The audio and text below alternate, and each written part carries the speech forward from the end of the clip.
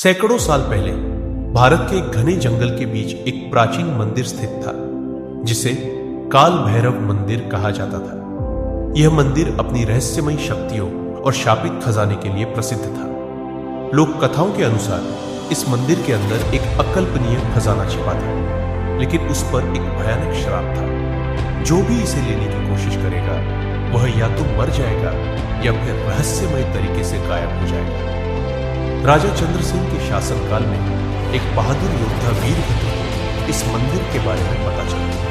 वह बहुत ही साहसी और शक्तिशाली योद्धा था जिसने कई युद्धों में विजय प्राप्त की। जब उसने सुना कि मंदिर के भीतर सोने, हीरे और बहुमूल्य रत्नों का अपार खजाना छिपा है, तो उसने तय किया कि वह इस खजाने को प्राप्त करेगा। गांव के बुजुर्गों ने उसे चेतावनी दी, यह कोई साधारण खजाना नहीं है, यह स्वयं काल भैरव का रक्षण प्राप्त खजाना है। जिसने भी इसे पाने की कोशिश की वह वापस नहीं लौटा। लेकिन वीरभद्र ने उनकी बातों को नजरअंदाज कर दिया और अपनी तलवार लेकर जंगल की ओर निकला। जब वीरभद्र रात के समय मंदिर पहुंचा तो उसने देखा कि मंदिर की दीवारों पर अजीबोगरीब चित्र बने थे।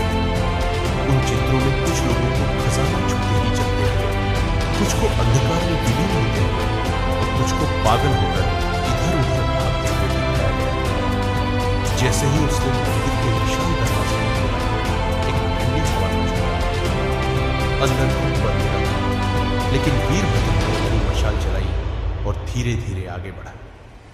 अचानक उसे महसूस हुआ कि कोई उसकी परछाई के साथ साथ चल रहा है। जब उसने पीछे मुड़कर देखा तो वहां कुछ नहीं था। कुछ देर बाद वीरभद्र मंदिर के गुप्त कक्ष में पहुंचा। वहां एक विशाल स्वर्ण मंडित तिजोरी रखी थी जिसमें हीरे जवाहरात भरे थे। लेकिन जैसे ही उसने खजाने को छूने की कोशिश की, एक गहरी आवाज गूंज उठी, जो लोभ करेगा वह काल के ग्रास में समा जाएगा। वीरभद्र घबरा गया, लेकिन उसने हिम्मत नहीं हारी। उसने अपनी तलवार निकाली और खजाने की ओर हाथ बढ़ाया। तभी अचानक जमीन हिलने लगी, मंदिर की दीवारें कांपने लगी और एक काले धुएं से बना विशाल भयानक चेहरा प्रकट हुआ। यह स्वयं काल भैरव का दूत था। उसने वीरभद्र से कहा, तूने हमारी चेतावनी को अनसुना किया, अब तेरा अंत निश्चित है।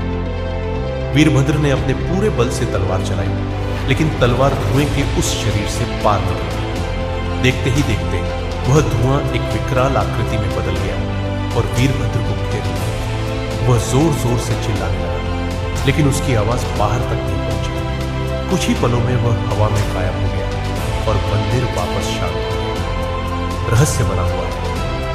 गांव वालों ने अगले दिन देखा कि वीरभद्र का घोड़ा तो बाहर खड़ा था, लेकिन वह स्वयं गायब था। उसके बाद से कोई भी व्यक्ति उस मंदिर की ओर जाने की हिम्मत नहीं कर पाया। आज भी कहते हैं कि पूर्णिमा की रात को मंदिर से किसी की चीखने चिल्लाने की आवाजें आती हैं और जो भी उस मंदिर में प्रवेश करता है वह कभी लौट कर नहीं आता।